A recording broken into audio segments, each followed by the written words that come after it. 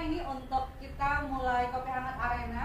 Biasanya kita ngopi-ngopi setiap hari Senin dan Kamis jam 4 sore, tapi hari ini kami insya Allah pindah tayang dari hari Senin dengan hari Sabtu. Senin dan Sabtu, awalnya Senin dan Kamis, sekarang Senin dan Sabtu. Nah, pada hari ini Sabtu ceria. Hari ini kita kedatangan tamu yang luar biasa. Beliau adalah seorang konselor atau pakar hati mungkin ya. Pakar hati ngeri juga ya. Iya, pakar hati. Oh, ini suara saya nggak jelas nih. Iya, pakar hati mungkin ya. Jadi kita hari ini lebih ke arah membahas saat masalah hati mempengaruhi produktivitas. Wah, keren banget ya bahasanya. Jadi ini ayolah kita hari ini teman-teman untuk jujur-jujuran sama diri sendiri gitu ya. Kalau ada sesuatu yang menghambat, silakan teman-teman saatnya kita jujur untuk apa? Agar kita bisa lebih produktif lagi untuk kedepannya. Dengan apa? Dengan jujur ya, jujur sama diri sendiri. Ada masalah apa sih kamu gitu. Nah, langsung yang nanti akan jadi pembicara kita pada hari ini di sebelah saya sudah ada konselor cantik kita, profesional konselor Mbak Nurweli Indomarti atau yang biasa saya panggil Mbak Weli. Beliau juga selain seorang sebagai profesional konselor, beliau juga seorang HR training dan rekrutmen. Jadi memang beliau juga aktif sebagai HR di sebuah perusahaan besar dan beliau hipnoterapis. Nah, ini satu package nih ya Mbak. Jadi beliau bisa membantu kita untuk menggali masalah kita, lalu setelah itu membantu bagaimana kinerja kita produktif, dan kalau masalahnya sudah digali, sudah kita berani jujur-jujuran gitu deh. Jadi kita juga bisa lebih produktif. Nah, tapi gimana sih caranya nih biar jujur-jujuran itu? Nah, kita langsung kita discuss aja ya Mbak Weli ya. Mbak Weli, kan ini kalau saya ngelihat nih kalau yang kalau ngomong galau-galauan gitu, ya galau-galauan di luar sana itu ya aku rapopo gitu kan ya. Aku rapopo, padahal di balik kata rapopo itu ada pulang-pulang di depan orang sih kelihatannya kuat gitu. Tapi pada saat pulang ke rumah sendiri gitu, wah galau atau melakukan hal sesuatu berulang-ulang tapi nggak berarti, nggak penting gitu. Atau kalau enggak, begitu ada satu dia ada masalah dengan partner kerja gitu, partner kerja, dan itu dibahas terus, nggak apa-apa sih, itu nggak apa-apa gitu, tapi dibahas terus berarti kan itu ada sesuatu masalah gitu ya Mbak ya, sehingga goalsnya nggak tercapai, goals kerja di dunia kerja. Terus saya juga melihat ada yang bilang misalkan, oh ini tentang relationship juga. Oke. Biasanya ini hal-hal yang nggak terungkap tapi sebenarnya justru mempengaruhi banget sama produktivitas kerja. Iya betul, yang nggak terungkap. Jadi kayak ibaratnya tuh ini sampah. Masalahnya kalau saya analogikan, bener nggak sih ya? Gitu saya analogikan sebagai sampah yang ditimbun gitu, ditimbun gitu. Tapi jangan salah, sampah itu juga bisa didaur ulang. Didaur ulang. Iya kan? Didaur ulang tuh bisa menjadikan sesuatu lagi nih. Oke. Gimana tuh analogi sampah yang didaur ulang? Didaur ulang itu berarti jadi produktif ya Mbak ya? Iya dong, harus jadi sesuatu kan. Gimana tuh Mbak? Contohnya gini, misalnya ada yang dia punya masalah sebenarnya, dia gendut terus pengen kurus, gitu kan, gitu. Problemnya adalah berat badan, dan mungkin ini buat perempuan-perempuan. Saya turun gitu. 7 kilo nih. Oh hebat ya. Saya seneng didengar ini, tapi bagus nih. Gitu. Jadi mungkin problem awalnya si perempuan ini atau laki-laki juga bisa juga ada kan ya yang obesitas gitu ya. Terus yang diet hanya mitos ya Mbak? Iya, nah diet adalah mitos. Gimana Mbak? Iya, jadi ketika dia punya problemnya adalah berat badan, terus misalnya hal itu ternyata sampai mempengaruhi kesulitan untuk mendapatkan pasangan misalnya, gitu ya. Akhirnya triggernya dia adalah dia berusaha untuk jadi langsing nih, gitu kan. Ketika dia sudah jadi langsing, terus dan memang miracle-nya adalah ketika dia langsing, terus dia akhirnya memang beneran ketemu sama pasangan hidupnya nih dan akhirnya menikah gitu. Nah, kenapa saya bilang daur ulang? Nah, akhirnya dia ngedapetin bahwa mungkin banyak nih perempuan-perempuan atau laki-laki yang punya masalah yang sama dia gitu. Akhirnya dia misalnya bisa jadi nulis experience how to dietnya dia ke dalam sebuah buku dan bukunya dijual gitu. Itu kan adalah paket-paket daur ulang sebenarnya. Kenapa saya bilang daur ulang? Ketika kita nulis itu kan pasti sambil nge-rewind masalahnya. Dan semacam healing berarti ya, Mbak? Gimana? Kalau healing itu kan lebih ke refleksi buat diri sendiri. Ya. Tapi kalau ini untuk menghasilkan sesuatu sehingga orang lain bisa memahami apa yang dia rasakan ataupun apa yang dia pikirkan. Gitu. Karena kalau buku kan gitu ya, buku kan kita harus bisa ngajak orang merasakan dulu sehingga untuk berubahnya apa nih gitu. Sedangkan kalau healing biasanya buat ke diri sendiri kalau healing kan. Nah, itu contoh-contoh daur ulang. Atau misalnya bisa jadi dia jadi buat restoran tapi yang misalnya kebetulan orang ini suka makan gitu, makanya dia gendut gitu ya. Terus ini kok jadi kayak cerita ke saya ya. Saya suka makan.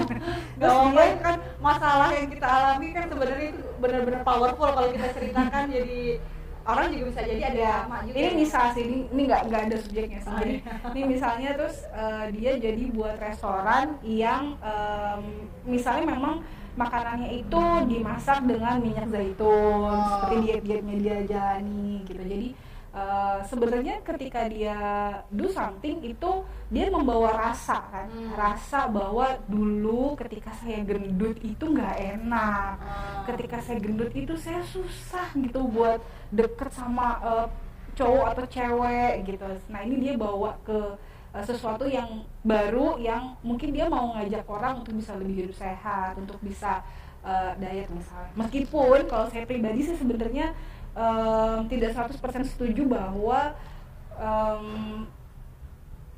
bentuk fisik itu harus mempengaruhi relationship gitu, karena sejatinya ya semua orang dilahirkan berbeda dan tidak semua yang besar itu jelek atau tidak semua yang hitam itu jelek gitu misalnya, karena kita kan berbeda-beda. Nah yang paling bagusnya sih sebenarnya memang menemukan seseorang yang memang bisa mencintai kita, menerima kita itu apa adanya gitu. Lain lebih dalam lagi sih sebenarnya. Ya, lebih dalam lagi. Tapi Mbak, jadi berarti kalau kita ngomong tadi karena berat badan jadi orang itu ngerasa nggak pede untuk untuk ketemu dengan pasangan gitu.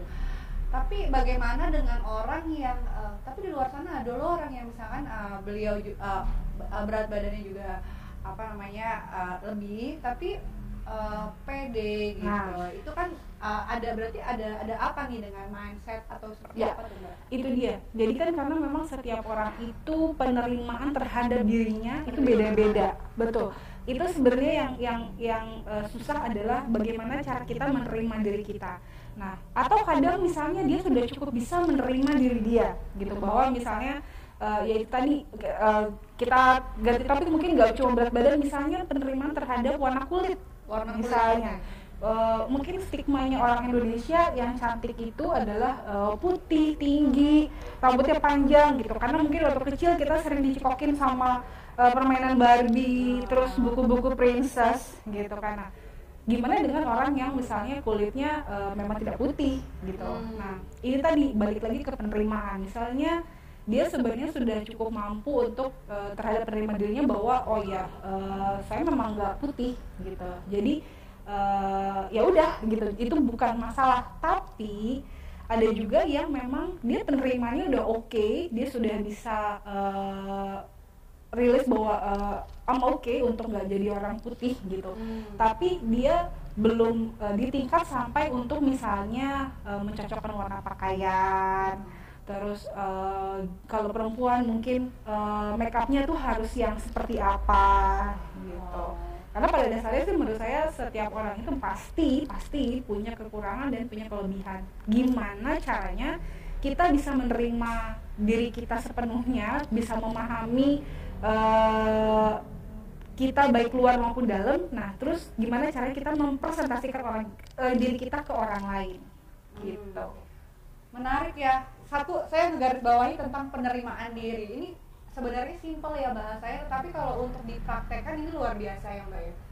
Bagaimana kita bisa menerima diri kita pada saat lagi not okay gitu, dan tahu nih kalau ini sebenarnya lagi nggak oke. Sedangkan banyak sekali misalkan di luar sana yang punya katakanlah trauma masa lalu atau cerita-cerita masa lalu yang itu dia berusaha untuk berlindung di balik kata tidak apa-apa itu. Aku kuat. Padahal dia apa-apa ya. Aku apa-apa, aku kuat. Tetapi ada misalkan, contoh ada beberapa hal, misalkan saya bukan konselor, tapi memang karena saya juga di bidang training gitu ya Mbak. Jadi kayak kalau misalkan mau coaching peserta, begitu masalah ini belum beres, saya nggak bisa meng-coaching nih gitu. Saya mesti gali lagi lebih dalam. Tapi ini saya memang nggak ahli di bidangnya. Kalau ahli Mbak Welly ahlinya. Nah, jadi pertanyaan saya gini, jadi orang-orang tersebut, peserta-peserta saya itu yang di sharingnya itu satu nih, contohnya misalkan dia ada masalah dengan orang tuanya gitu, masalah dengan orang tuanya tentang misalkan dengan entah ayahnya atau ibunya yang memang itu dia belum clear sampai sekarang, sehingga pada itu terbawa sampai dia beranjak dewasa dan dia melihat ke sosok laki-laki atau perempuan gitu ya. Jadi oh begitu tuh di lingkungan kerja juga, jadi dia punya citra sendiri kalau laki-laki itu seperti ini. Atau contohnya misalkan laki-laki dia punya masalah trauma dengan lawan jenisnya gitu, dengan perempuan, sehingga dia bilang sama perempuan gimana sih perempuan kayak gitu aja sih, ribet gitu. Oh iya.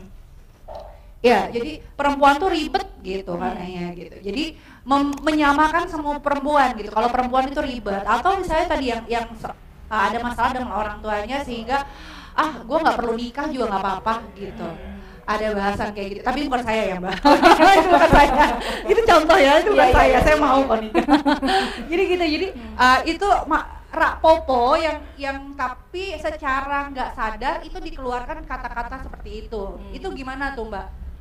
Kalau menurut dari sudut pandang konselor seperti itu Mbak. Nah, jadi gini, ini kadang kalau misalnya saya cerita mungkin ini by experience aja ya. Oh iya, by experience ketemu klien atau betul. Jadi kalau untuk materi dasarnya mungkin di perkuliahan sudah lebih banyak gitu ya. Oh iya. Nah, jadi banyak klien yang ketika datang dia sebenarnya belum paham, bukan belum paham benar. Jadi menurut dia masalahnya A gitu, tapi ketika udah mulai sharing, oh ternyata bukan A gitu, ternyata masalahnya B. Ada lagi ya di lebih dalam lagi ya. Betul. Misalkan kalau 1, 2, 3 gitu, di 3 itu ada ditimbun. Iya gitu, jadi kadang atau kadang gini juga Mbak Ira, ada juga misalnya yang datang itu ini adalah seorang suami. Seorang suami yang memang baru belajar berselingkuh. Gitu. Suami baru belajar punya selingkuhan. Gitu ya. That's why mungkin dia butuh seorang konselor untuk menceritakan. Gitu. Ketika dia datang, dia tuh sebenarnya masih bingung mau goals akhirnya tuh apa ya, gitu. Jadi ketika dia datang itu curhatnya gini, Mbak, saat ini saya sedang punya wanita simpanan. Nah, saya mau dihipno dong gitu. Hipnonya untuk apa gitu. Nah, itu dia Mbak, saya masih bingung. Jadi gini Mbak, nanti kan kita ada beberapa sesi. Ketika pertemuan, nanti kalau akhirnya saya memilih saya sama istri saya, tolong saya dihipno untuk bisa melupakan si pacar saya. Tapi kalau akhirnya saya memilih pacar saya, tolong saya dihipno untuk melupakan istri saya. Gitu. Jadi ketika datang dia sendiri sebenarnya belum paham gitu masalahnya tuh apa gitu kan, masalahnya tuh di mana gitu. Jadi dia juga nggak langsung bilang bahwa masalahnya saya harus kembali ke jalan yang benar gitu ya, bahwa dia harus meninggalkan pacarnya, nggak, dia masih bingung. Nah, kadang itu tuh yang namanya penerimaan tuh kayak gitu kan gitu. Kita kadang nggak sadar atau belum paham sebenarnya apa yang terjadi dalam diri kita, apa yang harus diselesaikan dalam diri kita gitu, sehingga ketemu resultnya juga akan lebih sulit kan. Kalau mau menyelesaikan masalah kita harus tahu dulu ya masalahnya apa. Ibarat kita sakit gitu ya, sakit terus dipikir ini sakit gigi gitu, ternyata pusing gitu, pusing, kita minum obat pusing, ternyata bukan pusing itu dari sakit gigi gitu. Kayak kalau gitu. Obat bahaya ya Mbak, kayak gitu. Jadi makanya kalau tadi bisa jadi gitu, misalnya contohnya lagi, waktu itu ada klien saya yang datang itu orang tua dengan anaknya waktu itu kelas 3 SD, anaknya laki-laki Mbak Ira, anaknya laki-laki, dan orang tuanya datang ke saya itu karena Bu, saya mau anak saya di psikotes gitu. Kenapa gitu? Dia ini ranking 2 dari bawah. Gitu. Jadi menurut orang tuanya, saya tuh pengen tahu anak saya tuh IQ-nya berapa sih, kok sampai nggak bisa ngikutin pelajaran di sekolah, sehingga nilainya selalu buruk, nilainya jelek gitu. Terus jadi kalau misalnya dia sudah berpikirnya kalau anak yang nggak pinter ini harus saya apain gitu kan, karena dia selalu ranking 2 di bawah gitu. Ketika di psikotes voila gitu, hasilnya ternyata 130 ke atas gitu, justru IQ-nya tinggi banget. Tapi kok bisa gitu ya, kenapa ya Mbak? Nah itu dia, disitulah baru fungsinya kita mencari masalahnya apa kan gitu. Ketika kita udah ketahuan ternyata IQ-nya tinggi banget gitu, dan IQ-nya tinggi banget ini tidak diimbangi sama lingkungan kelas dan sekolah yang memang punya kelas khusus untuk anak-anak dengan IQ yang di atas rata-rata gitu. Jadi kelasnya kelas umum gitu. Jadi kalau anak rata-rata, maksud saya anak IQ rata-rata, average gitu, biasanya kan kalau misalnya hari ini belajar 2 tambah 2 berapa? 4 gitu. Terus ketika minggu depan pelajaran matematika lagi, sebelum masuk ke 4 tambah 4 pasti di rewind dulu kan, minggu lalu kita udah belajar apa? 2 tambah 2 sama dengan 4 gitu. Nah untuk anak-anak yang memang IQ-nya cukup tinggi, bukan cukup tinggi, sangat tinggi ya, sangat tinggi, itu cenderung membosankan. Gitu. Jadi kalau hari ini saya sudah belajar 2 tambah 2, besok saya harus belajar 4 tambah 4, besoknya lagi saya harus belajar 8 tambah 8 gitu. Satu hal yang baru dan challenging terus. Betul. Karena ini diulang, anaknya cenderungnya bosan dan ngerasanya kelas ini tuh bagi dia kecil gitu ya. Sehingga setiap guru menjelaskan dia jadi cenderung nggak mau dengerin. Atau sebenarnya yang guru jelaskan dia sudah paham.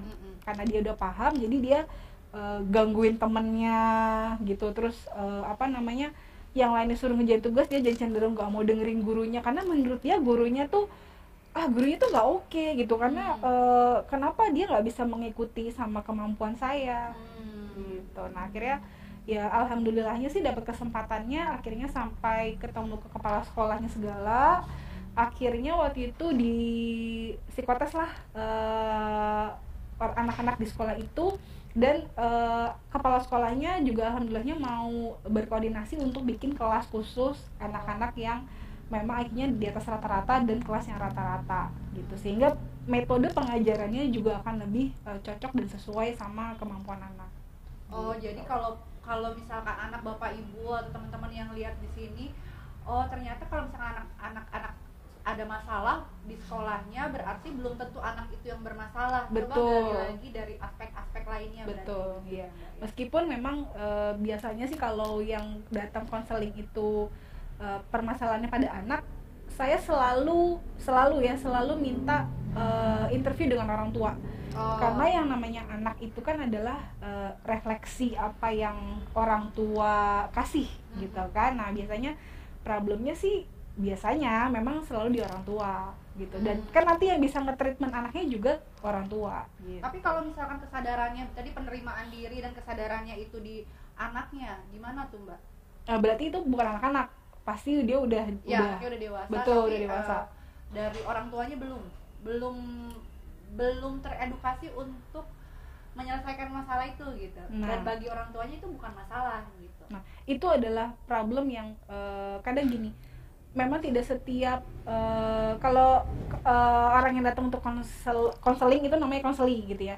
Jadi tidak setiap konseling yang hadir memang bisa kita bantu rilis masalahnya sampai selesai, karena itu tadi gitu, permasalahan itu bisa internal bisa eksternal gitu. Jadi kalau internal itu ya memang dari dirinya si konseling itu sendiri gitu. Jadi kayak tadi misalnya contoh kayak tadi yang pertama saya kasih contoh masalah berat badan gitu. Sebenarnya itu masalahnya eksternal gitu. Bagaimana cara orang membuat dia merasa jadi nggak percaya diri gitu kan. Terus akhirnya dia berusaha berubah, tapi kan orang lainnya ini nggak ada subjeknya, sehingga masih mungkin.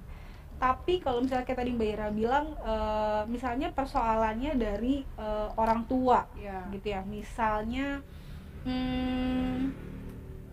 seorang anak yang misalnya kategorinya dipaksa untuk kuliah ngambil mata jurusan tertentu. Oh, yang tidak sesuai dengan minat bakatnya. Iya, yang nggak sesuai sama minat bakatnya. Kalau misalnya memang kebetulan kemampuan anak ini hanya rata-rata, bukan di atas rata-rata, pasti ngejalaninnya juga nilainya akan biasa aja, gitu kan. Atau malah bisa jadi di pertengahan jalan dia akan minta keluar kuliah atau ganti jurusan misalnya. Nah, balik lagi, orang tuanya nih mau nggak bekerja sama untuk memahami bahwa memang anaknya tuh nggak suka dan nggak passion di sini gitu, sehingga mau dipaksa gimana juga susah gitu. Nah, akhirnya kalau tadi kayak Mbak Ira bilang, kalau orang tuanya yang nggak menyadari bahwa itu masalah, ya mungkin yang yang paling mendingan ya nih Mbak Ira, ya anak itu mungkin tetap bisa kuliah di jurusan itu, hanya saja dia nggak bisa jadi star. Gitu, dia akan biasa aja gitu. Ibaratnya kalau bekerja di perusahaan, ya dia nggak akan berprestasi, dia akan biasa aja gitu, karena memang basically-nya bukan itu passionnya. Oke. Nah, tadi menarik nih, untuk penerimaan diri itu kan pertama pahami dulu masalah sebenarnya apa.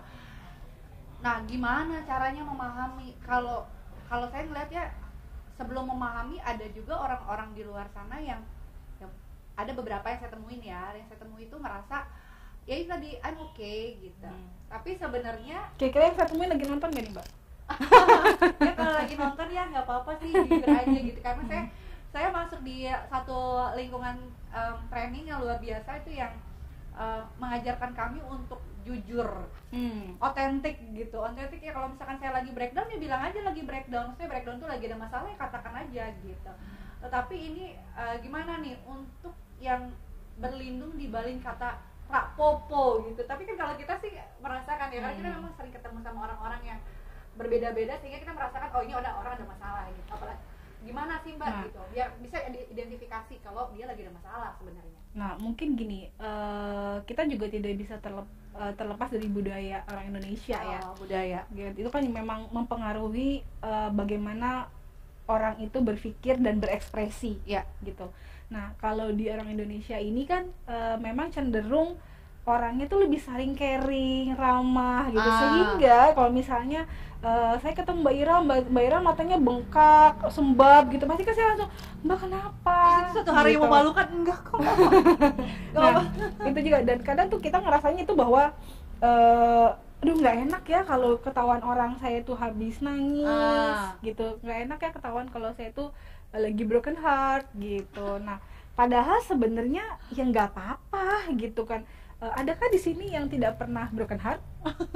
Nggak ada dong, pasti pernah ya, kecuali nggak pernah jatuh cinta. Gimana mau broken heart, jatuh cinta aja enggak ya kan? Benar, gitu.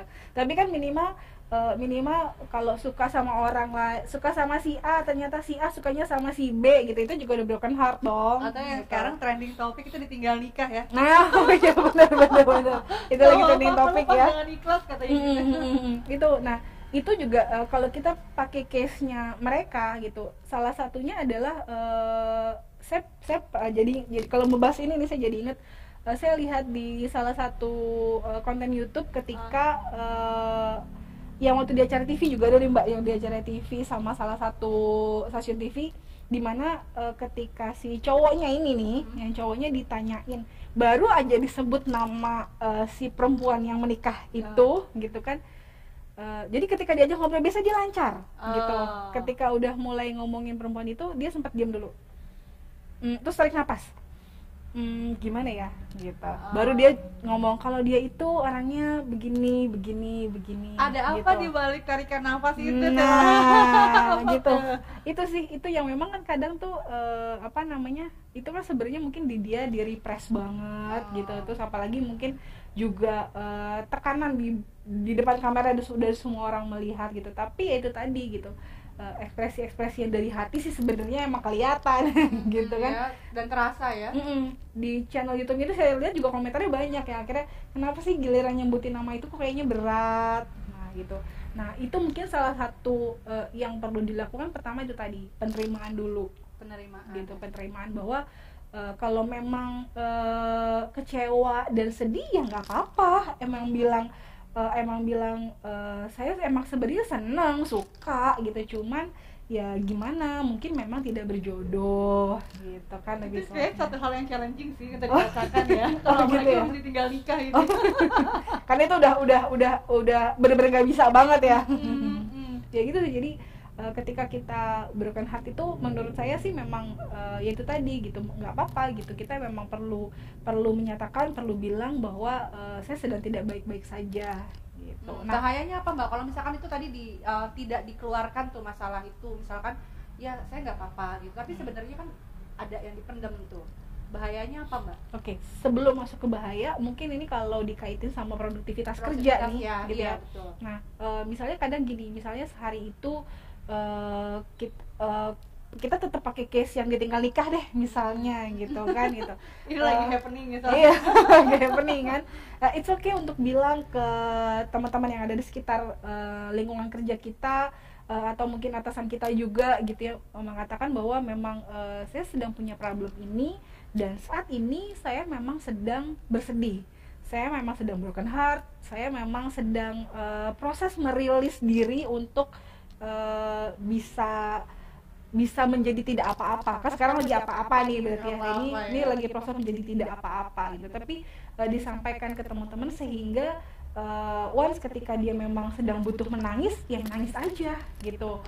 Dan teman-temannya juga kalau udah dibilangin saya lagi nggak baik-baik aja nih gitu, pasti kan teman-temannya juga lebih paham dibanding nggak dikasih tahu gitu ya. Terus kan kadang gitu ya Mbak, kalau di kantor ada gitu lagi lewat laptop tiba-tiba nangis gitu, otomatis temannya juga kaget tuh, lah kenapa ini tiba-tiba nangis. Zaman beberapa tahun yang lalu saya pernah sih ngalamin gitu, kayak habis jadi curhat, tapi nggak apa-apa, ini kan teman-teman juga ngalamin ya. Saya udah cerita kayak ini berarti mudah-mudahan ini soal udah rilis, jadi kayak beberapa tahun yang lalu nggak apa-apa giliran dulu, terus giliran diejekin gitu, wah langsung saya nangis, saya tinggalin semua. Tapi gimana tuh Mbak, pada saat kita sudah bilang nerima gitu, tapi kan di prosesnya itu, proses untuk nerima itu kan ada perubahan. Misalkan lagi kayak begini nih, hati itu lagi turun banget gitu, untuk ke atasnya ini nih gitu, gimana nih caranya? Apalagi nanti dilihatnya kasihan ya gitu, dikasihanin orang nih gitu. Nah itu tadi, balik kasihani orang itu adalah sebuah culture, iya kan, culture, sehingga kita sebenarnya nggak mau gitu kan dibilang kayak gitu. Caranya gimana? Sebenarnya untuk menemukan titik penerimaan diri aja itu memang nggak mudah Mbak, gitu. Karena nggak semua orang mau punya masalah atau mau mengakui dan dilihat orang bahwa lagi punya masalah gitu kan. Nah, jadi dibanding topeng kuat ya. Betul, itu tadi gitu. Jadi kuat tapi padahal di dalamnya ada sampah itu tadi, gitu ya kan. Nah makanya jadi untuk sampai di titik penerimaan masalah aja ini memang kita perlu perlu memahami dan mau membuka diri terhadap masalah yang sedang berlangsung, sehingga tujuannya adalah untuk menemukan jalan keluar gitu. Karena seringkali gitu orang terjebak pada masalah tapi bingung mau jalan keluarnya kemana, karena kita sebenarnya nggak terbuka sama masalah kita gitu. Nah tapi kalau kita sudah di titik kita paham bahwa kita punya masalah, kasih waktu juga gitu, bahwa ibaratnya nih saya boleh menangis meraung-raung itu maksimal 3 hari gitu ya. Kasih waktu ya tadi. Betul misalnya 3 hari gitu. Mungkin ini juga jadi sebagai gambaran. Di tahun 2010 itu saya pernah ngalamin Mbak Ira yang namanya ditipu sama sahabat sendiri. Gitu ya gitu. Itu jadi partner saya di konsultan waktu itu gitu, dan karena saya tidak punya, saya anak tunggal, nggak punya kakak dan nggak punya adik, jadi kalau punya teman dekat perempuan tuh berasanya kayak saudara banget gitu ya gitu. Nah saat itu bisnis kami lagi lumayan growing up gitu, dan tiba-tiba ternyata teman saya ini menyalahgunakan nama perusahaan untuk project yang nggak ada gitu. Sehingga dia sampai didatengin banyak orang gitu ya. Pokoknya intinya pada saat itu akhirnya bisnis kami nggak bisa jalan lagi gitu, akhirnya harus tutup.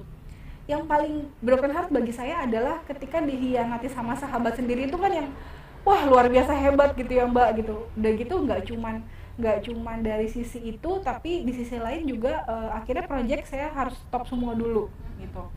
Itu bener-bener memang di titik yang sehari itu cuma bisa sholat, zikir, nangis, bengong, sholat, zikir, nangis, bengong gitu. Tapi itu tadi, ketika memang kita merasa bahwa ya ini memang lagi ada masalah nih gitu, dan itu saya memang akhirnya kan keluarga juga tahu bahwa memang ada masalah. Akhirnya saya kasih waktu ke diri sendiri bahwa saya boleh seperti ini hanya 3 hari.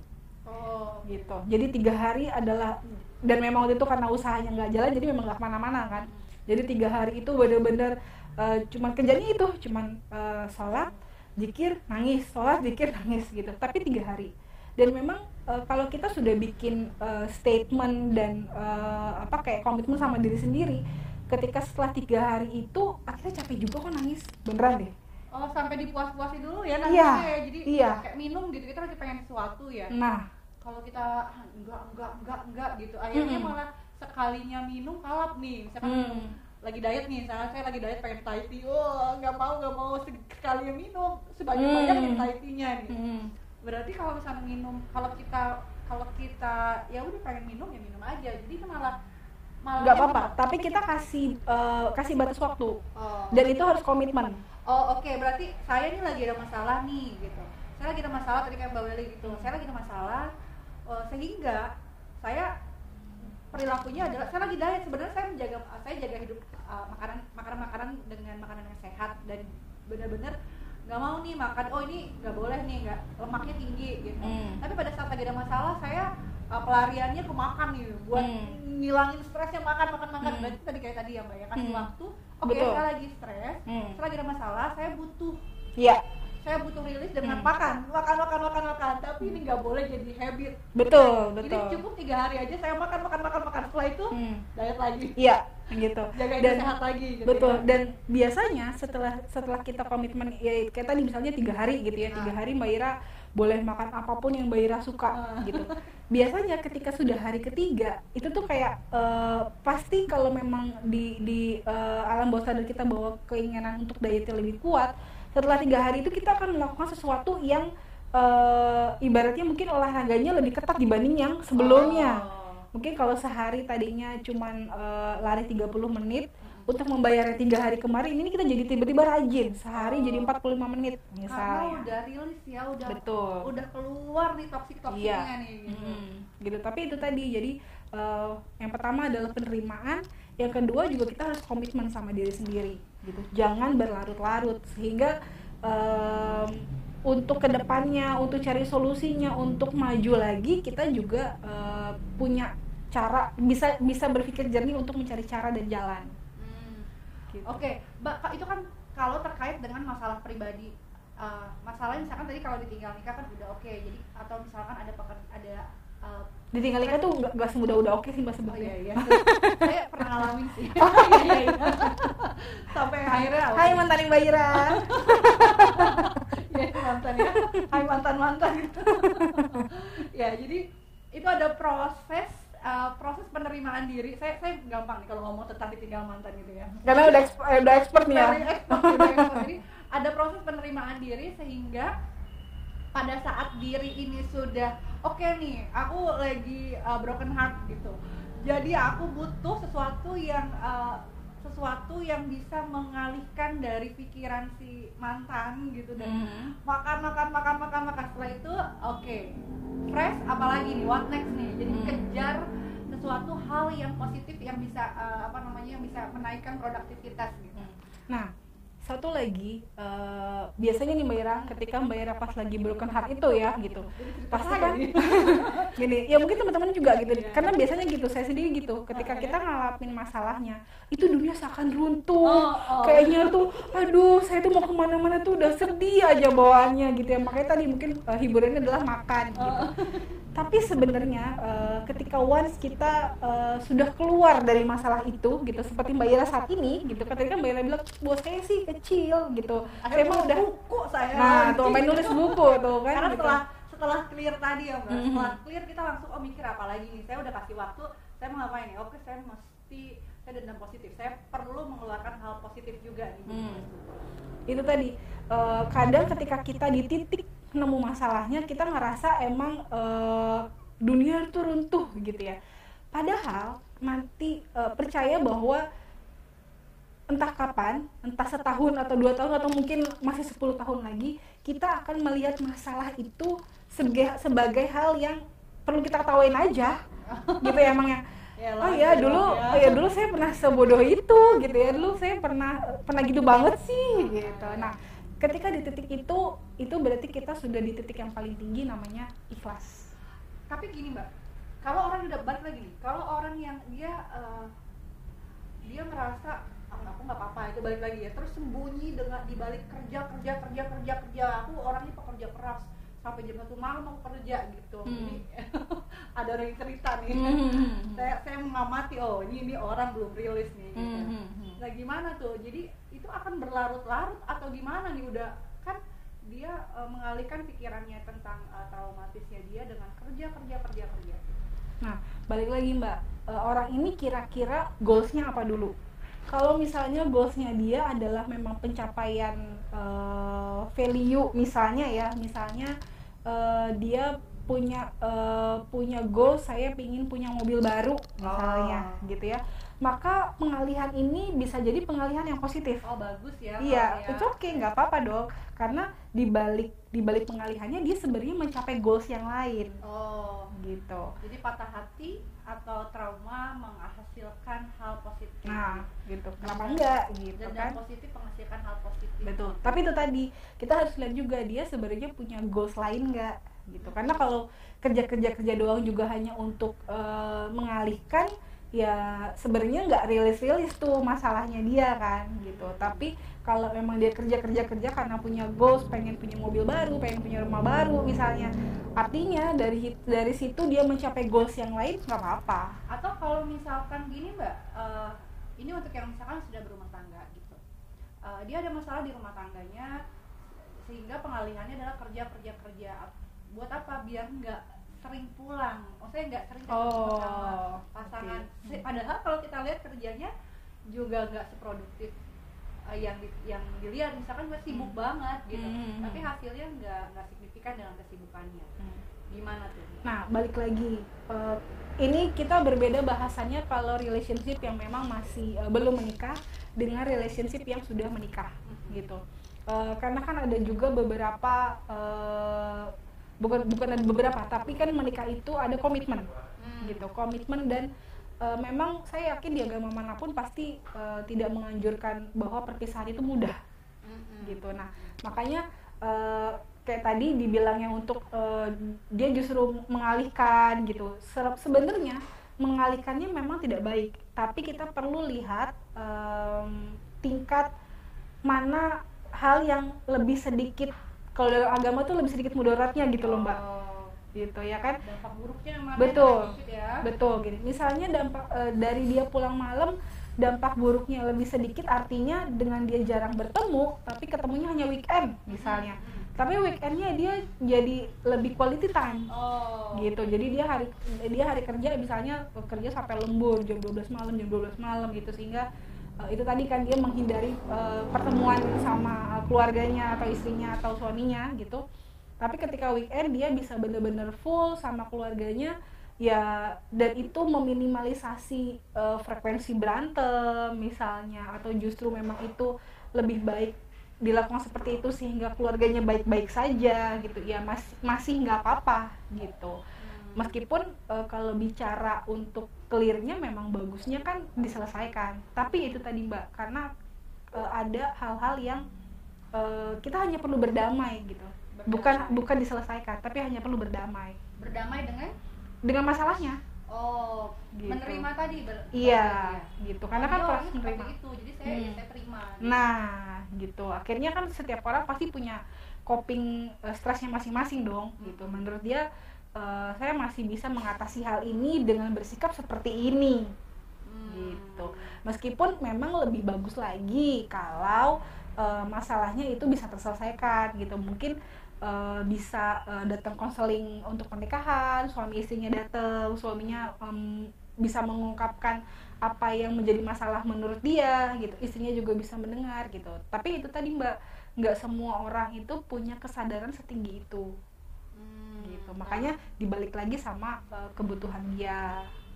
Oke. Jadi balik lagi semua ujungnya tadi penerimaan diri dan pahami masalahnya. Setelah pahami masalahnya, si orang yang tadi dia menghindari pulang, jadi banyak kerja itu, dia tahu dulu nih, oke, saya kerja untuk mengalihkan masalah dengan bertujuan kalau saya lebih lama di rumah, frekuensinya ini akan jadi potensi debat atau berantem lagi. Sehingga saya perlu kurangi dan nanti ada momentum untuk saya membenahi quality time pada saat ini sudah waktunya sudah pas.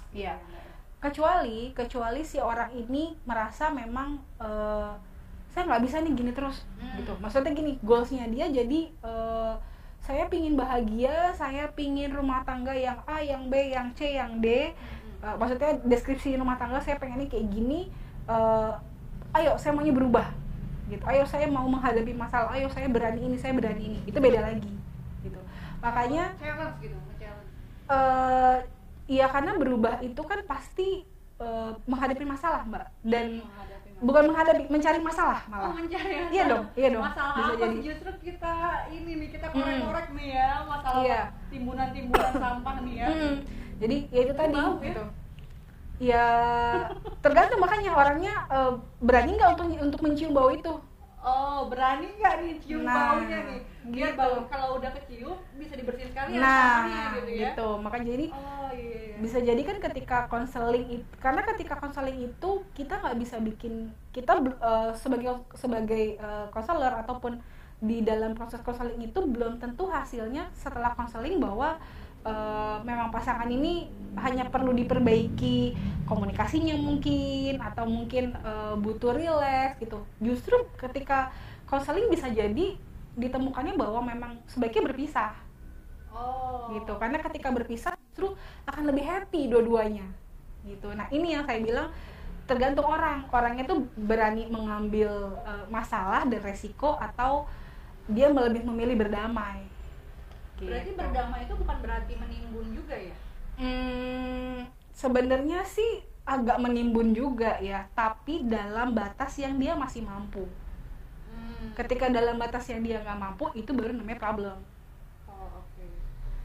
Contohnya gini Mbak Ira. Aku nggak jadi bom waktu itu nanti. Contohnya gini, kalau yang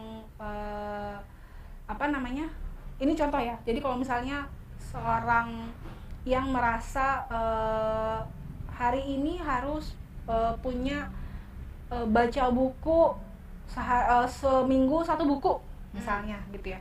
Bagi orang yang dia punya kapasitas keinginan bacanya itu besar, ya dia akan menjadikan itu masalah yang dia harus berdamai gitu, karena dia kayak mengharuskan kan gitu, mengharuskan, jadi dia baca terus. Tapi kalau orang yang memang pada dasarnya sebenarnya nggak kuat gitu, ketika suruh banyak baca malah muntah kan ibaratnya. Nah itu baru namanya problem, dan itu namanya beradaptasi.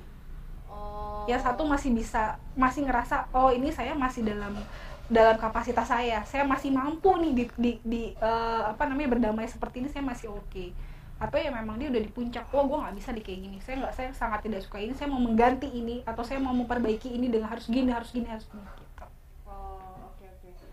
Ya, teman-teman di sini Mas Wildan nanti juga akan kasih ke saya kalau misalkan teman-teman mau bertanya atau mau telepon, mungkin bisa ya Mbak Welly ya. Boleh. Dan saya juga punya 1 buah buku tentang 101 cara mengubah kebiasaan buruk. Gitu aja, kalau misalnya ada nanti dikirim ke rumah masing-masing ya Mbak Ira ya. Masing-masing. Jadi kalau misalnya ada pertanyaan yang menarik ya. Nah, Mbak, pertanyaannya jadi kalau misalkan itu tadi kan diri sendiri dulu nih, memahami diri sendiri. Jadi apa sih masalah-masalah yang buat diri itu nggak working atau nggak produktif. Nah, saya balik sekarang switch dengan di lingkungan kerja nih, tim kita gitu. Kita sambil minum boleh Mbak Ira? Oh iya, ini kita minum dulu ya sambil kita lagi di kedai Kafila. Ya, dari kedai Kafila. Saya ini minum teh rempah nih. Teh rempah, saya minum air saffron. Baru nyobain ini sih saffron. Saffron ya. Jadi teman-teman, ini teh rempahnya juga spesial banget. Katanya sih cocok nih kayak untuk orang yang diet. Oh gitu ya? Sehat banget, apalagi ini di zamannya Covid gini ya, minum teh tuh sehat banget. Ini enak sih, gak terlalu manis, saya gak terlalu suka minuman yang manis legit gitu, ini enak. Karena kita kalau orang udah manis tuh nggak terlalu suka sekali. Oh gitu. Iya. Oh, bercanda ya teman-teman ya. Serius juga nggak apa-apa. Udah manis. Jujur pada diri sendiri nih. Kan penerimaan. Penerimaan kalau diri sendiri manis kan. Iya. Loh, justru kalau kita bisa menerima diri kita itu manis di bagian apa, pasti kita juga bisa paham kita kekurangannya di bagian mana. Sehingga kita bisa nutupin itu. Fokus di kelebihan ya. Betul. Itu satu hebat. Kayak jargon apa ya? Jargon Stephen ya. Ya, Mbak. Jadi ini juga tadi kan satu sisi pahami diri sendiri dulu ya, kata kalau Sun Tzu bilang kan di strategi perang tuh pahami dirimu maka kau akan pahami lawanmu. Betul. Menangkan sesuatu itu musuhnya itu bukan siapa-siapa kok, diri sendiri. Betul. Karena kalau paham diri sendiri sehingga ya masalah itu jadi besar karena kita nggak tahu penyakitnya itu di mana. Gitu. Ibaratnya tadi kalau saya ibaratkan, oh sakit gigi nih, sakit gigi ya udah minumnya obat pereda rasa sakit ya hilang sih sebentar. Maksudnya pereda rasa sakit itu sama dengan pelarian yang kita anggap itu bisa mengobati sementara. Nah, tapi kalau misalkan kita nggak lihat lebih dalam gitu, oh ini apa sih yang menyebabkan, oh ternyata di dalam ini giginya bolong, terus ada yang perlu dibenahi, ada yang perlu dibersihkan giginya, terus kayak gitu juga perlu ditambal gitu, sehingga oh iya bisa berfungsi dengan seperti dengan sedia kala gitu. Masalah juga sama ya Mbak. Nah, pertanyaan saya gini, lalu bagaimana untuk kita di dunia kerja melihat tim kita atau partner kita atau peers, rekan kerja kita, oh ini dia lagi ada masalah, kita bisa membantu dia untuk lebih produktif gitu. Apa sih yang bisa kita lakukan gitu Mbak ke teman kerja kita? Kalau contoh saya sih gitu ya, saya pribadi saya nge-coaching, kalau coaching kan saya nggak masuk ke ranah bawah gitu. Saya lebih ke arah what next gitu. Tapi pada saat dia stuck, ada masalah gitu, akhirnya itu mempengaruhi gitu kan. Wah. Dan yang dengerin juga waduh, dia nangis, gimana, berat loh ini. Kalau konselor justru dia nangis malah seneng Mbak, wah bagus nih, udah kebuka nih. Gitu. Kalau konselor malah seneng, iya. Karena tidak mudah seseorang bisa mengekspresikan diri dia ke orang lain. Oh berarti udah percaya ya. Betul. Jadi teman-teman kalau misalkan ada tim yang nangis ke Anda gitu ya, berarti It's good. buat banyak nangis sih korek ya. Jadi justru kalau konselor tuh kalau misalnya klien udah sampai nangis tuh ngerasa ini adalah kesempatan kita untuk bisa deep talk gitu. Jadi kita bisa ngomongin gali yang dalam-dalam nih, karena dia udah berani berekspresi nangis, biasanya dia juga akan lebih mudah mengeluarkan apa yang jadi problemnya dia. Karena itu tadi stepnya adalah pertama kita harus tahu dulu masalahnya apa. Kalau udah tahu masalahnya apa, baru dibagi lagi masalahnya itu internal atau eksternal. Kalau udah tahu, itu yang akan membuat kita rumusan untuk mencari solusi. Nah, makanya ketika ada yang nangis, itu justru lebih enak karena lebih mudah nih kita galinya dibanding sama orang yang memang tertutup banget. Dia udah tertutup, terus emosinya tuh sangat stabil. Itu lebih susah di kuliknya. Gitu, karena orang-orang seperti itu biasanya memang tingkat berdamai sama masalahnya lebih tinggi, tapi kadang sebenarnya masalah itu bagi dia udah mempengaruhi produktivitasnya itu tadi gitu. Itu malah lebih susah tuh kalau yang kayak gitu. Gimana Mbak, kok berdamai tapi kok mempengaruhi produktivitas ya?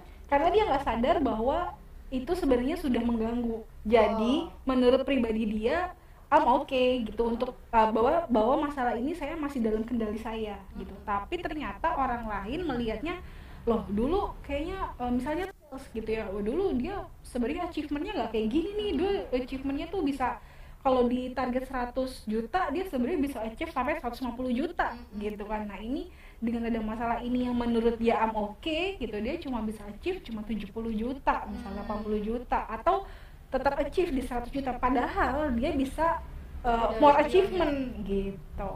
Ya sih, saya juga sempat ketemu sih Mbak waktu klien KPI saya itu, kok dilihat ini ya betul persis sekali gitu, ini kok biasanya nggak seperti ini kan, kita kalau KPI kan kelihatan yang bulan per bulan gitu, sebelumnya bagus gitu, ini kok bulan ini ada apa nih ya. Jadi teman-teman di sini kita sebagai pemimpin atau sebagai ya pemimpin atau business owner atau HR gitu yang melihat timnya ini kok ada gejala nih nggak bagus nih, peka ya, peka gitu, ini kenapa gitu. Saya juga sama, saya lakukan pada klien saya pada saat itu, ini kenapa gitu. Pas ditanya, oh iya ya, pas digali ternyata dia ada masalah keluarga. Nah seperti itu. Nah setelah itu gimana? Kan ada juga di lingkungan kerja yang nggak semua yang menerima gitu. Ada yang ini masalah pribadi, jangan bawa masalah pribadi lo ke kantor. Ini kantor bro gitu. Nah itu sih itu balik lagi kepada perusahaannya masing-masing. Mungkin kalau yang perusahaannya memang sudah cukup besar, dia bisa saja minta tolong bantuan HR-nya untuk konseling ke HR-nya. Atau bisa juga kalau misalnya memang bisnis unitnya masih kecil, ya berarti mau nggak mau para leadernya nih yang turun langsung gitu kan, yang untuk para leader juga nggak apa-apa dong gitu, membantu atau pengen cari tahu juga masalahnya karyawannya itu kenapa. Toh kalau karyawannya ini sudah baik-baik saja, udah rilis masalahnya, pasti kan produktivitasnya dia akan meningkat lagi dan keuntungannya tetap balik lagi buat perusahaan.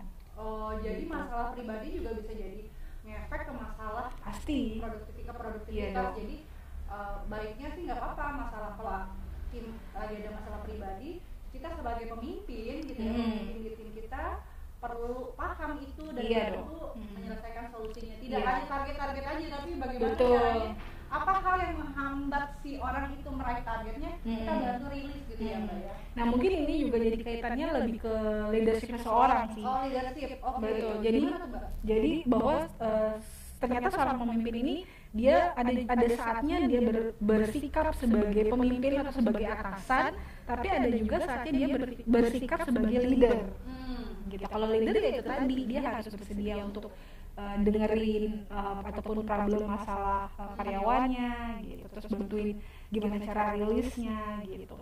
Meskipun sih mungkin kalau menurut saya juga kadang karyawan, kalau misalnya gitu karyawannya diajak bicara sama pemimpinnya atau sama atasannya atau sama ownernya gitu, mungkin bisa jadi belum tentu ketemu sama solusinya, tapi karena sudah dikasih waktu dan leadernya mau mendengarkan, pasti dia udah appreciate tuh, udah lumayan appreciate, terima kasih karena mau gitu kan didengerin gitu, padahal mungkin dia ya karyawan biasa aja gitu, tapi pasti ada rasa penghargaan, sehingga mungkin produktivitasnya yang tadinya kalau scale 1 sampai 10 tadinya udah menurun ke 6 bisa naik ke 7 gitu.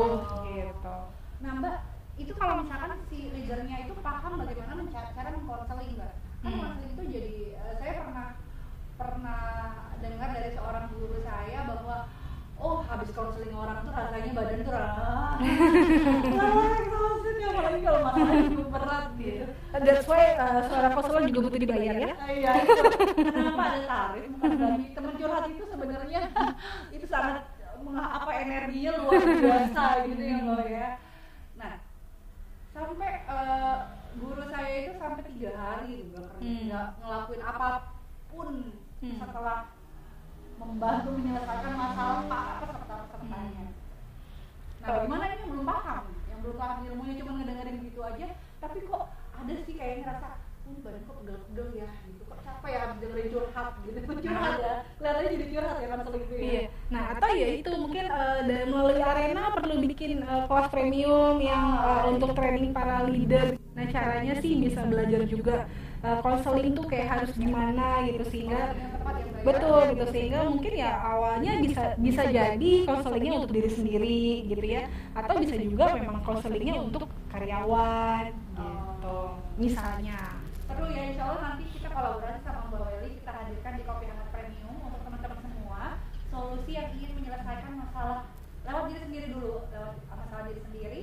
Terus udah gitu setelah bisa menyelesaikan masalah diri sendiri, bisa membantu menyelesaikan masalah anak atau pasangan ataupun tim. Ya. Nanti ada nih, kita masih ngegali-gali dulu tapi di sini ya. Jadi kalau misalkan teman-teman pengen tahu nanti ikut di Kopi Hangat Premium. Nah, Mbak masih ke pertanyaannya Mbak ya. Oke. Ada dua nih Mbak. Dari ini dari Mas Ian, Ian Arsyad. Mbak Welly, apa tepat pada saat mengkonseling remaja yang punya masalah dengan orang tua dan saya minta remaja itu untuk menerima kondisi itu dan memaafkan orang tuanya dengan memahami kondisi orang tua yang belum tepat berhubungan dengan dirinya. Belum tepat berhubungan dengan dirinya. Iya.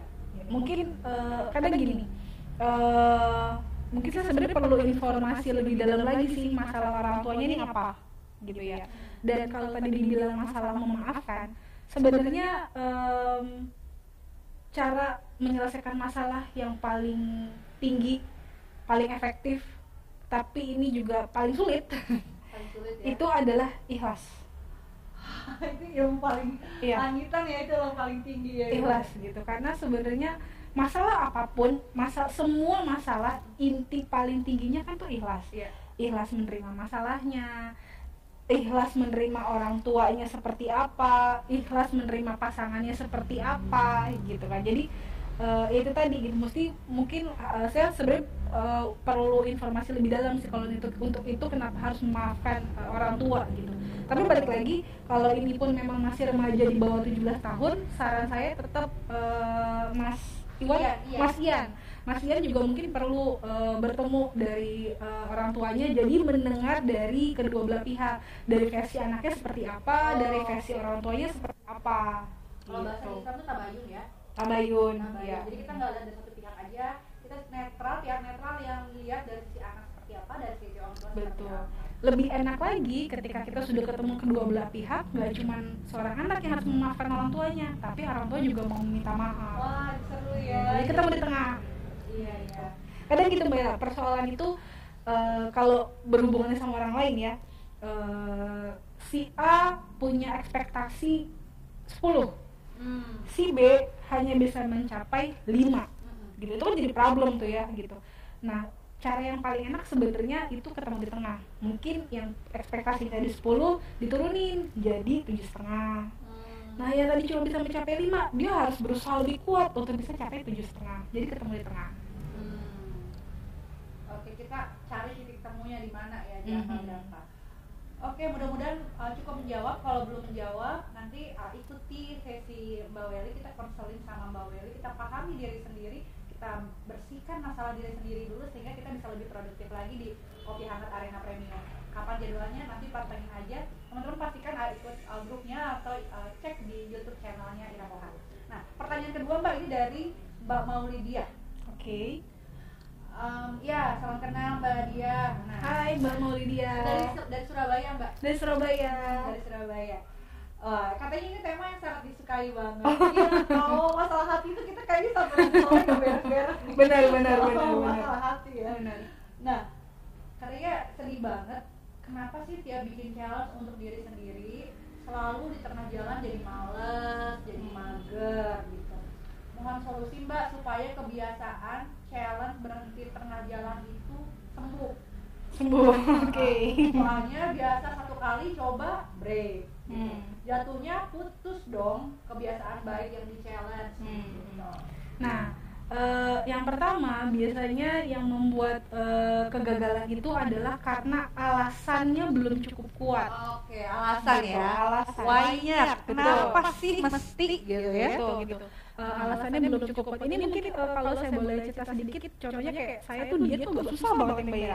Gitu. Jadi kayak gitu awalnya kan kekeh gitu ya. Saya mau diet, saya mau langsing, tapi ternyata alasannya itu ketika saya mencoba mencari gali diri sendiri tuh belum ketemu alasan pentingnya gitu. Nah, makanya untuk cara menemukan alasan pentingnya kita harus bertanya ke diri sendiri, banyak buat pertanyaan sehingga kita menemukan memang alasan pentingnya dan itu memang penting bagi saya. Nah, kalau kita udah merasakan penting bagi saya, pasti di alam bawah sadar itu kita akan cenderung mengikuti sama apa yang menjadi goalsnya gitu. Tapi ada tapinya juga nih. Ketika kita menentukan goals, kita harus realistis. Gitu. Jadi misalnya kayak tadi, misalnya saya mau bikinnya, saya mau turun berat badan 10 kilo dalam sebulan. Wah, itu challenging banget ya. Gitu. Tapi challenging itu tadi, kita harus lihat juga sanggup nggak, mungkin nggak. Mungkin sih, tapi bulan keduanya kita lihat Nah, naik berkali-kali lipat. itu dia gitu. Jadi ketika kita bikin goals, kita juga harus realistis gitu. Jangan yang terlalu berat, sehingga kalau misalnya, karena gini, kalau terlalu berat otomatis juga alam bawah sadar kita menolak. Oke, ya, Gitu. alam Jadi, bawah sadar betul ya. Keinginannya belum kuat, terus terlalu berat, jadi pas di jalan di tengah-tengah tuh kayaknya gue nggak gitu juga nggak apa-apa deh, kayaknya gue nggak harus begitu banget juga masih nggak apa-apa. Jadi banyak deh. alasan ya, Iya. alasan pembenaran gitu ya. Betul gitu. Jadi kalau saya itu kemarin pas ini akhirnya saya coba menggali ke diri gitu ya. Kenapa sih kok saya kalau dia tuh gagal gitu. Jadi udah ya kayak gitu Mbak, jadi udah di tengah jalan udah mulai turun berat badan, terus akhirnya balik lagi gitu. Akhirnya saya bikin beberapa pertanyaan dan saya tidak bisa menjawab pertanyaan ini. Kalau saya langsing, apakah saya lebih mudah membeli baju? Enggak juga. Sekarang baju-baju yang untuk big size lucu-lucu juga. Gitu akhirnya, nah di situ akhirnya gagal. Berarti sebenarnya nggak sepingin itu. Gitu. Jadi maksudnya kita harus cari alasan yang memang bener-bener mentok, emang jawabannya harus itu. Oke, saya sedikit curhat nih. Saya juga kalau tentang alasan gitu ya Mbak. Saya pernah blaming gitu. Saya entrepreneur, itu awal mula saya membangun perusahaan gitu. Jadi untuk Mbak Maulidia tadi ya. Jadi perpindahan kuadran dari saya bekerja jadi pengusaha, jadi entrepreneur itu kan suatu hal yang berbeda, butuh habit-habit yang berubah gitu saat kita membangun usaha dari awal gitu. Habit dan mindset ada prosesnya tuh kayak gitu naik turunnya, dan mentalnya mesti luar biasa sih. Di kerja juga sama, tapi karena pada saat kita membangun usaha itu kita melihat, kita mencari sesuatu mana yang dibutuhkan pasar, mana yang sistem yang bagus gitu. Ada trial error yang pasti kita lewati gitu. Di perjalanan itu saya melalui fase hambatan di dalam diri saya nih, di dalam diri saya gitu. Ini usaha saya membangun habit, ini bangun usaha, oke, habitnya bagus nih, dapat nih gitu. Pas di tengah jalan, gagal nikah gitu. Wah, tentang gue gitu. Jadi saya mikir, ini nih gara-gara saya kerja nih sebanyak, terlalu fokus kerja, terlalu banyak kerja gitu. Jadi bawaannya blaming. Di situ akhirnya saya memunculkan why-nya gitu. Emang saya tuh kerja buat apa sih gitu? Saya bangun usaha tuh buat apa sih? Kalau cari uang, lah saya kan mesti nggak perlu bangun usaha. Kalau cari uang, teman-teman saya mau cari uang, saya balik lagi kerja juga nggak bisa gitu. Saya backgroundnya HR juga gitu. Saya balik lagi kerja, saya di HR bisa jadi teman-teman juga bisa nerima gitu. Karena kan sesama HR gitu, dan udah ada pengalaman. Lalu kenapa mesti ngoyo usaha gitu? Why-nya? Oh iya ya, apa ya? Kenapa saya mesti kayak gitu? Jadi di tengah seperti itu berpikir why-nya. Setuju yang bilang bahwa gitu. Why-nya apa ya? Kenapa sih saya perlu bisnis seperti ini gitu? Padahal ini keuangan not okay pada saat itu gitu. Hati juga not okay. Jadi blaming tadi itu ya. Terus akhirnya apa yang terjadi? Saya mikir, oh iya, apa nih? Saya sih membaca sign-nya gitu. Sign dari Allah tuh kenapa sih ngasih saya jalan jadi entrepreneur gitu. Saya melihat banyak resource yang datang, resource yang berdatangan gitu, yang jadi magnet untuk ke teman-teman semua gitu. Mereka support gitu, pembicara, trainer, speaker, konsultan kayak Mbak Welly gitu. Datang ke saya, datang di lingkungan saya banyak sekali. Ini maksudnya apa ya gitu? Allah kasih ini tuh untuk apa ya? Saya kenapa nih? Oh iya ya benar. Saya sampai ketemu di satu titik bahwa oke, saya hidup nggak untuk diri saya sendiri. Artinya pertama saya bangun bisnis, saya ini untuk keluarga saya. Sekarang saya udah untuk keluarga saya udah beres misalnya. Lalu untuk apa gitu? Resource ini untuk apa nih? Apakah mau dibiarkan begitu saja? Allah ngasih makna ini maksudnya apa nih message-nya gitu? Peka gitu. Oh oke. Saat itu saya berpikir saya ini untuk orang banyak gitu. Saya punya visi akhirat. Balik lagi saya punya visi akhirat. Saya punya visi akhirat, ingin lihat Allah dan Rasul tersenyum bahagia. makanya Allah kasih jalan terus nyembagi dengan cara apa gitu. Saya jihad lewat ilmu, saya share seperti ini salah satunya untuk bantu teman-teman gitu. Makanya itu bangkit lagi, jadi habit yang awalnya break gitu, awalnya patah hati itu patah gitu ya.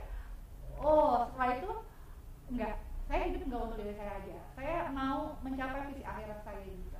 Sehingga apa? Ya udah patah hati silakan, tetap biarin aja dilewati, oke berdamai, naik lagi cari cara lagi gitu. Why-nya udah kuat, sehingga pada saat itu saya juga berpikir, iya ya ini kalau Ira patah hati kayak gini, emang nanti Rasul senyum apa ngeliat kamu patah hati begini gitu dalam-dalam gitu, lebih dalam lagi gitu. Jadi tadi Mbak Maulia betul ya kata Mbak Maulia bilang bahwa why-nya temuin dulu nih gitu, kenapa nih habitnya mesti dibangun. Saya balik lagi dengan kayak gitu, akhirnya saya ketemu impian baru, malah serunya serunya gitu Mbak. Saya ketemu impian baru, saya bilang waktu itu, oh saya habis dimentarin semalam, jadi saya, dan itu Facebook ngebuka saya tulisan saya, jadi saya ingin jadi menteri. Kita dulu boleh, amin. Saya ingin jadi menteri gitu, saya jadi menteri membantu teman-teman untuk bertumbuh berdaya di negeri sendiri gitu, sehingga ini para pakar datang gitu. Dan ya benar itu jalannya. Pagi tadi habit itu ya, jadi pagi saya hari ini tuh setiap hari itu saya pagi, siang sama sore itu saya setiap hari bikin to-do list, namanya kebiasaan tuh. To-do list pagi itu apa yang saya mau lakukan jam 9, sebelum jam 9 tuh atau maksimal jam 9 saya share apa yang mau saya lakukan hari itu, to-do listnya. Terus siang tuh saya progres nih, nanti sebentar lagi tuh saya cek progresnya apa aja dari to-do list itu yang saya sudah saya lakukan gitu, saya cek. Lalu nanti malam baru saya lihat resultnya apa, dan saya lihat nggak efektifnya apa, lalu kayak gitu lagi. Dorongannya akan lebih kuat kalau why tadi udah kuat. Itu Mbak, jadi why-nya perlu diperkuat dulu. Habis itu langkah berikutnya adalah membuat target yang realistis. Realistis ya. Oke, Mbak, ini berarti ada dua nih tadi ya yang nanya. Iya. Oke, ya. Kita break sholat zuhur dulu. Ya, nanti kita mulai lagi jam 12:30 mungkin ya Mbak. Kita ada setengah jam lagi. Hah? Oh udah aja ya. Oh, udah aja. Oh, oke, udah aja ya. Kalau gitu buku ini kita kasih ke siapa Mbak? Ya, bukunya kita kasih ke tadi yang bertanya yang tentang orang tua, menyelesaikan konseling remaja dan orang tua, atau yang Mbak Maulidia tuh, Mbak, kira-kira. Mungkin boleh buat Mbak Maulidia kali ya. Untuk karena ini tentang 101 cara mengubah kebiasaan buruk. Solusi ya. Jadi mungkin siapa tahu ada inspirasi yang bisa diambil. Oke. Jadi teman-teman semua, ini benar sih. Kalau kita lanjutin sampai dengan sore kita nggak selesai. Kita ngomongin masalah hati dan produktivitas. Itu panjang kali. Jadi karena di dalam prosesnya hidup tuh dinamis gitu, kita perlu memahami diri sendiri, dan setiap masalah setiap orang tuh beda-beda ya Mbak ya. Ya mungkin kalau misalnya nanti kita perlu ada next lagi, bisa hubungi ke Arena untuk next class-nya kali ya. Insya Allah nanti kami fasilitasi, memang teman-teman, insya Allah kita fasilitasi di Komunitas Arena Premium. Teman-teman nanti pastikan teman-teman sudah masuk grupnya, atau nanti cek infonya di, mudah-mudahan kami share nanti di YouTube channel kami, agar teman-teman bisa balik lagi, kami ingin teman-teman produktif, teman-teman bisa jadi champion di kala new normal ini gitu. Teman-teman berdaya dengan apa, hari ini message-nya adalah teman-teman bisa menerima diri sendiri ya teman-teman. Tuh. Mbak, jadi kita sebelum kita tutup, apa nih Mbak, masukan tentang Mbak atau wrap up untuk sesi hari ini untuk teman-teman gitu. Oke, yang pertama adalah ketika kita mau menyelesaikan masalah, penting bagi kita adalah untuk memahami dulu masalahnya apa, gitu. Itu yang pertama. Terus yang kedua, itu tadi, ketika bertemu dengan masalah, penerimaan diri kita terhadap masalah itu juga harus cukup terbuka, gitu. Sehingga itu tadi kita bisa berekspresi sesuai apa yang kita rasakan. Jadi untuk merilisnya juga akan lebih mudah, gitu. Nah, ketika masalahnya sudah rilis, otomatis harusnya ketika masalah hati udah oke nih, produktivitas kerja juga harusnya lebih meningkat. Gitu. Tapi mungkin buat teman-teman, buat para leader atau siapapun yang memang ngerasa masih ada ganjalan yang belum selesai, ataupun biasanya kalau di psikologi itu suka bilang kita sambil berobat jalan gitu ya. Mungkin buat yang mau berobat jalan buat merilis konseling dan diri sendiri, itu tadi mungkin boleh tunggu kapan nanti Arena untuk bikin kopi hangat premium ya Mbak. Ya, kopi hangat premium bersama Mbak Welly. Jadi ayo kita benahi dulu dari diri sendiri. Jika diri sendiri sudah beres, sudah dirasa sudah clear, baru nanti kita mulai lebarkan tingkat pengaruh kita bantu orang sekitar kita untuk menyelesaikan masalah-masalahnya sehingga lebih produktif lagi gitu. Tapi masalah itu nggak apa-apa ya Mbak ya? Nggak apa-apa. Selama masalah itu diakui. Betul. Diakui dan diselesaikan gitu, dicari solusinya. Iya. Oke, terima kasih banyak Mbak Welly. Sama-sama Mbak Ira hari sudah ini. diundang ke Arena. Iya, terima kasih banyak. Jadi Mbak Welly biasanya kita ketemu di Mbak Welly, kalau mau ketemu Mbak Welly biasanya mesti kita buat jadwal untuk konseling, tapi teman-teman hari ini Mbak Welly bersedia sharing di sini, luar biasa sekali. Mudah-mudahan Buat Arena. Ya, buat Arena. Jadi mudah-mudahan bisa jadi keberkahan untuk Mbak Welly dan Amin, untuk teman-teman yang nonton juga. Mudah-mudahan Amin. ini bisa jadi banyak pencerahan untuk teman-teman bisa lebih produktif lagi, karena teman-teman sudah memahami diri sendiri. Oh, it's okay, kalau nggak oke itu nggak apa-apa gitu. Tetapi ya kasih waktu, kasih ruang untuk diri teman-teman untuk rilis itu. Sama seperti film Inside Out gitu. Di Inside Out ada tokoh yang kelihatannya menang terus, ceria dia menang terus. Tetapi ada satu titik ternyata si tokoh sedih itulah yang memenangkan itu, yang membantu masalah itu jadi menang. Kenapa? Karena sedih itu yang dia jujur gitu. Jujur pada dirinya gitu. Setelah dia jujur, dia menemukan cara atau menemukan jalan baru. Dan seperti itu juga teman-teman ya. Sampai ketemu lagi setelah teman-teman menemukan jalan baru. Nanti kita ketemu lagi di hari Senin. Kita akan share lagi dengan insya Allah dengan Coach Fitra Jaya Saleh. Kita akan belajar tentang atau discuss tentang champion protokol. Bagaimana itu Mbak, tentang champion protokol, bagaimana kita sebagai leader itu knowing what to do. Di kala new normal ini apa saja poin-poin yang mesti kita lakukan, yang perlu kita lakukan untuk bisa membangun kebiasaan efektif tadi sehingga kita bisa jadi champion ataupun produktif. Gitu, terima kasih teman-teman. Mbak Welly, terima kasih. Terima kasih. Ya. Maaf juga kalau ada kata-kata yang salah dan ataupun kurang berkenan. Ya, sama juga. Kami mohon maaf yang sebesar-besarnya jika ada kesalahan itu dari kami. Tapi jika ada hal yang benar itu semata-mata insya Allah itu dari Allah. Dari Allah Subhanahu wa Ta'ala. Terima kasih banyak. Assalamualaikum warahmatullahi wabarakatuh.